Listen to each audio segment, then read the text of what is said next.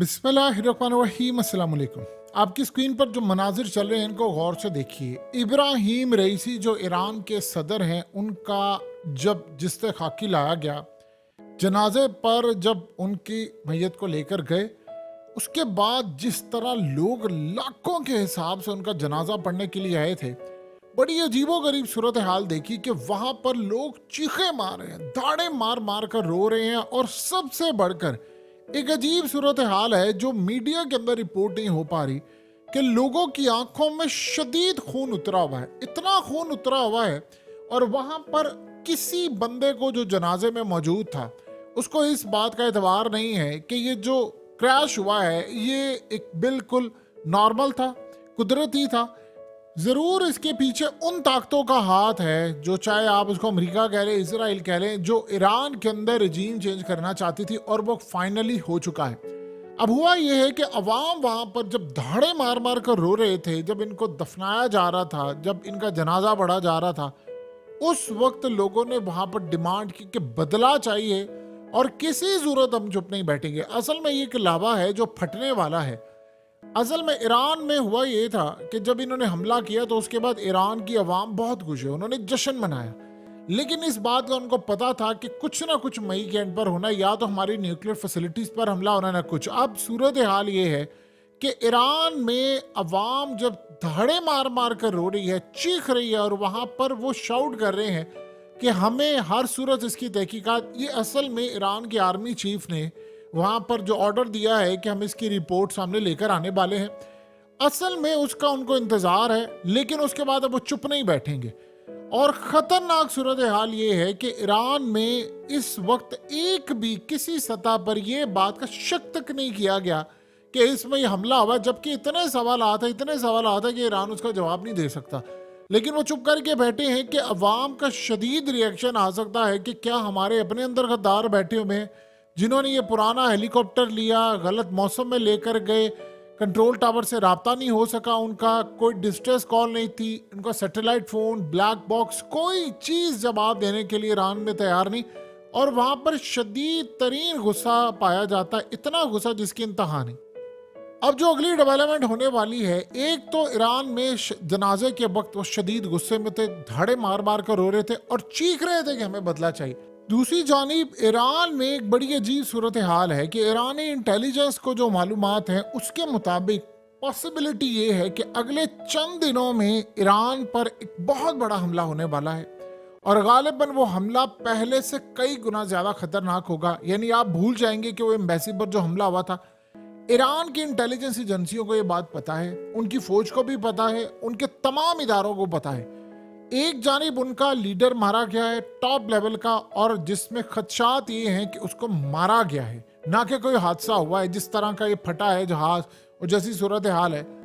अब असल में मामला ये है कि अगर इसमें यही चीज एलिमेंट पाए जाते हैं कि वाकई ये मारा गया है और ये सारी सूरत हाल हुई है, तो इससे तो ये बात बड़ी क्लियर हो रही है कि अंदर के लोग शामिल थे। और सबसे बड़ी प्रॉब्लम ये है कि यही वजह है कि आयतुल्लाह अली खामनाई के ऑर्डर के ऊपर उन्होंने सारी की सारी गवर्नमेंट को और तमाम लोगों को मना कर दिया है कि आपने एक भी बयान ऐसा नहीं देना अभी तक सिचुएशन के मुताबिक जिसमें जरा सा भी शक जाए अमेरिका पर, इजराइल पर, ये किसी जगह पर कोई ऐसा बयान आपने नहीं दागना। इवन के जवाद जरीफ ने जो बयान दिया है उसमें भी उन्होंने बड़ा सोच समझ के कहा है कि अमेरिका जिम्मेदार था, क्योंकि उन्होंने पार्ट्स बंद किए। इससे ज्यादा वो दे नहीं पाए, क्योंकि खतरा ये है कि अगर अंदर के लोग शामिल हैं तो ये हमारी न्यूक्लियर फैसिलिटीज भी अब उड़ने वाली है।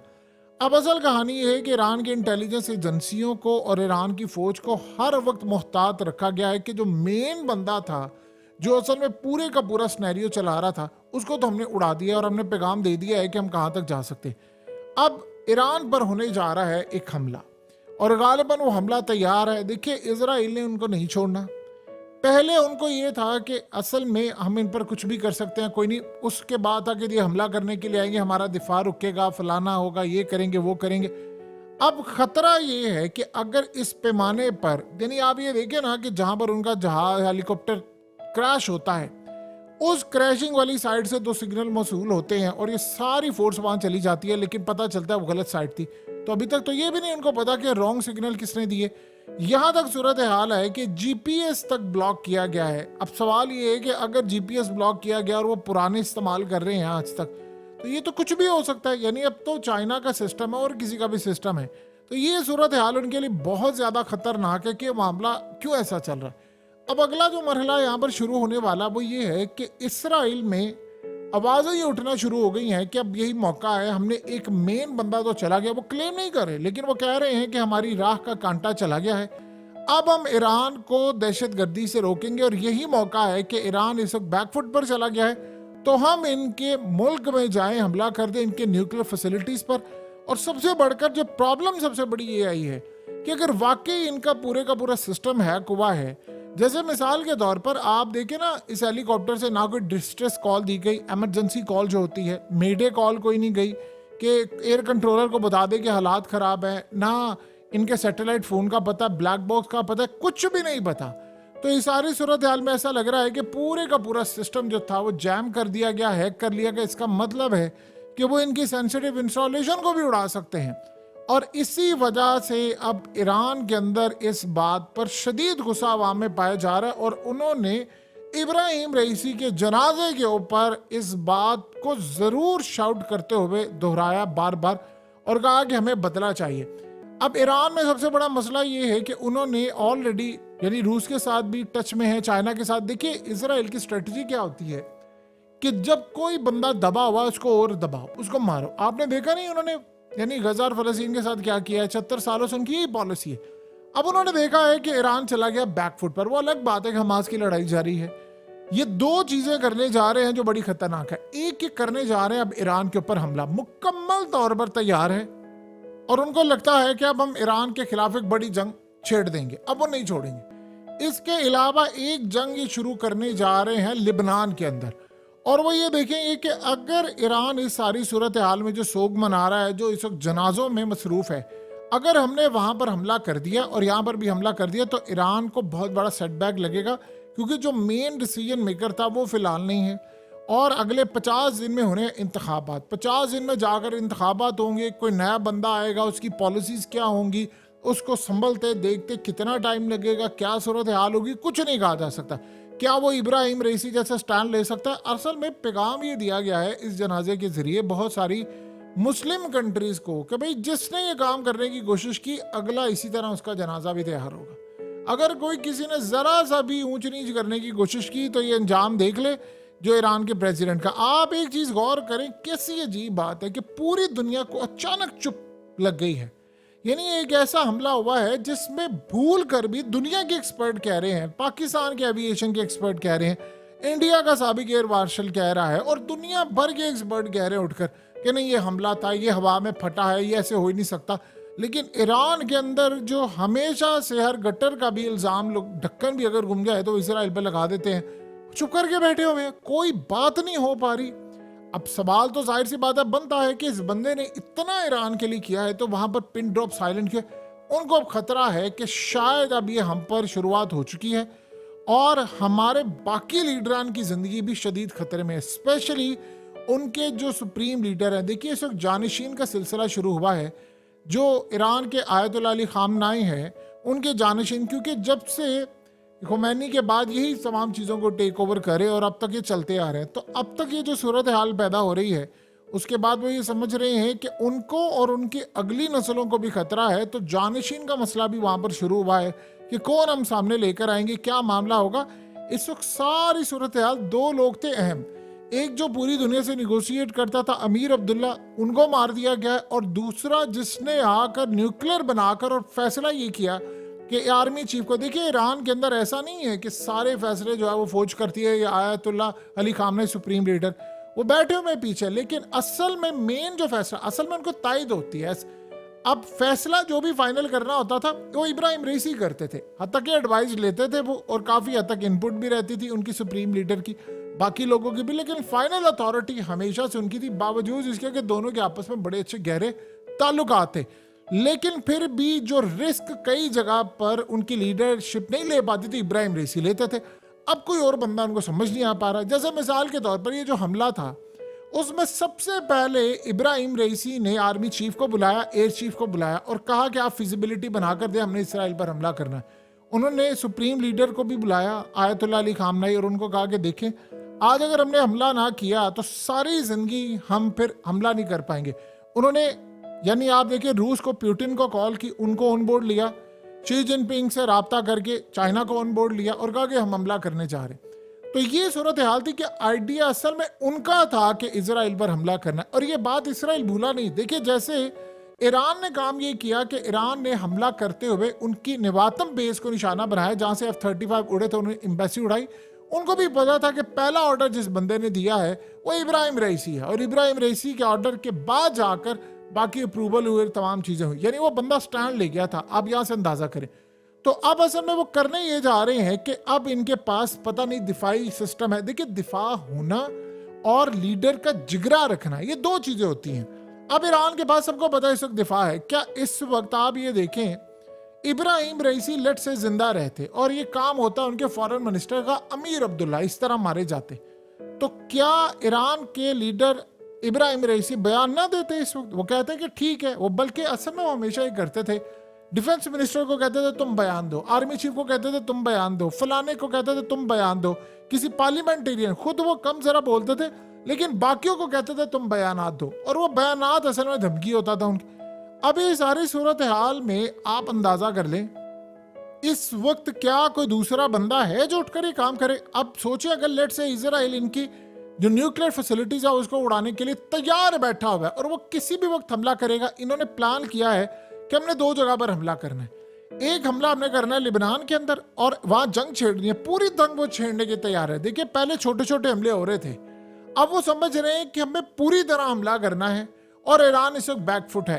देखिए, अगर ईरान बैकफुट पर चला गया है, अगर इन्होंने उस तरह की पॉलिसी ना अपनाई तो ईरान नहीं बचेगा। ये किसी गलत फहमी में ना रहे, फिर हिजबुल्लाह के लिए भी मसला है, फिर ओसियों के लिए भी मसला है, क्योंकि सारी लीडरशिप यहां से आती थी। और बड़ी अजीब बात है कि इब्राहिम रईसी के पुतिन से लेकर शी जिनपिंग, इन सब के साथ बहुत ही गहरे ताल्लुकात थे, यानी ऐसी बॉन्डिंग हो चुकी हुई थी, यानी तुर्की के साथ, क्राउन प्रिंस सऊदी अरब के साथ। आप सोचे ना, इन्होंने इनिशिएटिव लिया था ना और जवाब दिया कि भाई हमें ताल्लुकात बहाल करने चाहिए, सऊदी अरब से सुलह होगी, टेक्नोलॉजी हम ट्रांसफर करें। तो आप देखिए, उनका इबरतनाक हाल हुआ। अब वो हमला करने के लिए जा रहे हैं ईरान के ऊपर, और ये जैसे ही जनाजों से फारिग होंगे आपको नजर आएगा कि इसराइल के बयानात में शिद्दत होगी, और उसके बाद वो इस अपॉर्चुनिटी को नहीं छोड़ेंगे। ये आप किसी गलत फहमी में ना रहिएगा। एक उनको अपॉर्चुनिटी मिली है कि हमास से हमला किया है, उन्होंने पूरे गजा को मलिया मेट कर दिया। वो वेस्ट बैंक आ रहे हैं, वो रफा पर ऑपरेशन शुरू कर दिया है। वो कह रहे हैं, अब उन्होंने ओपनली अखबारात में बयान दे दिया उनके इंटेलिजेंस इदारों के सोर्सेज से लेकर कि जी हम अब लिबनान में जंग छेड़ने जा रहे हैं, हमला नहीं करना, हमने पूरी तरह मलिया मेट करने जा रहे हैं लिबनान को, जैसे हमने मलिया मेट किया था गजा को। यानी वहां से नहीं कि जिस तरह अभी लिबनान हमला कर रहा है, 2-4 हमले कर दिए, उन्होंने हमला कर दिया, इन्होंने कर दिया स्ट्राइक। वो कह रहे हैं पूरी तरह फौजें उतारने जा रहे हैं, तो ये बड़ी लड़ाई तैयार है उधर। दूसरी जानिब ईरान के ऊपर बहुत बड़े हमले की तैयारी है, वहां पर भी लड़ाई तैयार है। ये वो हमले नहीं है जो आज से पहले हुआ करते थे, ये भरपूर हमले, भरपूर लड़ाई, भरपूर तबाही इस वक्त सर पर खड़ी है। दूसरी जानिब देखिए, नेतन्याहू के अरेस्ट वारंट इस वक्त जारी हो चुके हैं, साथ उनके डिफेंस मिनिस्टर के। तो वहां पर अब होने ये जा रहा है कि पूरी दुनिया में कई ममालिक कह रहे हैं कि अब नेतन्याहू को गिरफ्तार करवाएं। अमेरिका पर प्रेशर, अमेरिका कहता मैंने नहीं छोड़ना। तो दुनिया के अंदर असल में हुआ ये था कि जब आईसीसी यानी इंटरनेशनल क्रिमिनल कोर्ट ने कहा था कि पुतिन को गिरफ्तार करना, इसराइल से लेकर अमेरिका सारे स्टैंड करके थे, जी गिरफ्तार करें इसको। और जब अपनी बारी आई नेतन्याहू की, तो नहीं जी नहीं, गिरफ्तार नहीं करना। तो इस सिलसिले में प्रेशर इसराइल पर पड़ा है। अब वो प्रेशर को रिलीज कैसे करें? देखिए, एक तो उनको आदत हो गई है प्रेशर की। वो कहते हैं कि हमें किसी तरह की कोई परवाह नहीं है, किसी मुल्क ने हमला करना है, फलाना करना है, जो करना है, हमें परवाह नहीं होती, हम हमला करेंगे, हम ठोक बजाकर हमला करेंगे, किसी के बाप में भी जरूरत नहीं होनी चाहिए कि हमारा हमला रोक सके। सो ये असल सूरत हाल इस वक्त पैदा हुई है, और अगले कुछ अरसे के अंदर हालात ये बता रहे हैं, चीजें ये बता रही हैं कि कैसे इस वक्त मामलात आखिरी हद तक जाने वाले हैं। देखिए, अगर ईरान पर इन्होंने हमला कर दिया, ईरान के लिए बचना बड़ा मुश्किल है। अगर उनकी लीडरशिप पे करेज दिखाई, देन वो बच सकते हैं, क्योंकि कैपेसिटी है उनके पास बहुत ज्यादा। मिसाइल मारने की टेक्नोलॉजी है। देखिए बहुत ममालिक के अंदर ऐसा होता है कि लीडरशिप चली जाती है तो उसके बाद मसाइल रहते हैं, चीज़ें ख़राब हो जाती हैं, मुल्क की चीज़ें। पाकिस्तान की आप हालत देख लें और ममालिक की हालत देख लें, कज़ाफ़ी के बाद की सूरत हाल देख लें, चीज़ें वो नहीं रहती जो होनी चाहिए। सो अब बहुत ही तगड़ा रिस्पॉन्स देने का टाइम है। ये इंतज़ार करें जनाजों से फारिग हो जाए, हम उसके बाद ईरान के ऊपर हमला कर दें। ये पहली कड़ी थी। लेकिन एक बड़ी अजीब बात है कि अगर ईरान ने कोई ऐसी झूठी मूठी रिपोर्ट दी तो अवाम का जो गुस्सा है, जो उनकी आंखों में खून उतरा हुआ है, वो किसी और जगह भी लावा फटकर निकल सकता है। ये याद रखिएगा, आपको भूलना नहीं चाहिए। अमरीकी अखबार में एक चीज़ आई थी जिसने हिलाकर रखा है। उसमें ये कहा गया था कि हमला करें, 2 ममालिक रिजीम चेंज हो जाए, नंबर 1 ईरान में और नंबर 2 पुतिन के यानी हवाले से रूस के अंदर। तो एक तो वो कामयाब हो गए हैं, दूसरे पर वो तैयारी कर रहे हैं। ये मामला यार रुकने नहीं वाला। ईरान ने जितनी कोशिश करनी थी वो कर ली, लेकिन जब तक अंदर के गद्दारों को आप सफाया नहीं करेंगे ये मामला ऐसे नहीं हो सकता। देखिए जिस जगह पर ये मामला हुआ है, आम बंदा भी ये सवाल कर रहा है कि अभी तक इनिशियल रिपोर्ट क्या है और उसके बाद जो रिपोर्ट आएगी क्या आवाम उसको तस्लीम करेगी? क्योंकि दोबारा ऐसा लग रहा है कि ईरान शायद उसी बैकफुट पर चला गया जहां पर वो कभी था। अगर उन्होंने अभी तक किसी का नाम नहीं लिया, जवाब नहीं दिया, तो दिन क्या होगा? सूरत हाल अब काफ़ी हद तक ख़राब है। ईरान के साथ क्या होगा? अगर वो यहाँ तक जा सकते हैं तो आयतुल्लाह अली खामनाई पर भी हमला कर सकते हैं, ये याद रखिएगा। अब देखने वाला मामला ये होगा कि ईरान कहाँ तक जाता है।